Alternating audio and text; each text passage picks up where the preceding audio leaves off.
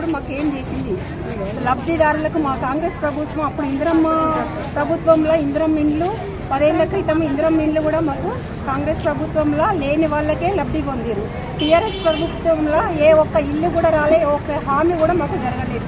ఈ రోజు నాడు మా కాంగ్రెస్ ప్రభుత్వం వచ్చింది, current bill, bus free, gas free, Indiramma ఇండ్లకు కూడా లేని వాళ్ళకే లబ్ధి పొంది లేని వాళ్ళని చూసి ప్రాధాన్యత ఉన్నదా లేదా చూసి టీఆర్ఎస్, కాంగ్రెస్, బీజేపీ ఏది చూడకుండా మేము లేని వాళ్లకు ఇండ్లు ఇచ్చాము.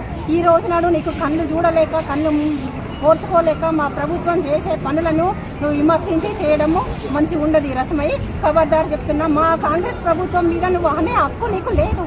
మా కాంగ్రెస్ ప్రభుత్వం అన్ని విధాలు మాకు పేదలకు నిరూపించి ప్రతి ఒక్కటి లబ్ధి చేస్తుంది. కాంగ్రెస్ ప్రభుత్వం అంటేనే పేదల ప్రభుత్వం.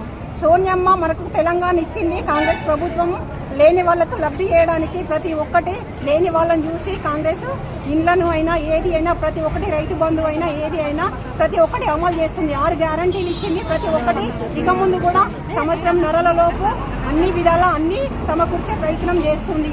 ఇప్పుడు ఇల్లు ప్రతి విలేజ్కి ఇల్లు దాదాపు 40-30 ఇల్లు వచ్చింది. ప్రభుత్వం ఏమిచ్చింది? డబుల్ బెడ్రూమ్ ఎవరికి ఇచ్చారు? లేని వాళ్ళకి ఇచ్చారా? ఏ ప్రభుత్వం ఇచ్చింది? మా కాంగ్రెస్ ప్రభుత్వం లేని వాళ్లకు ఇస్తుంది. నువ్వు ఖబర్దార్ రస్మ ఏం చెప్తున్నావు? మా ప్రభుత్వాన్ని అనే హక్కు నీకు లేదు.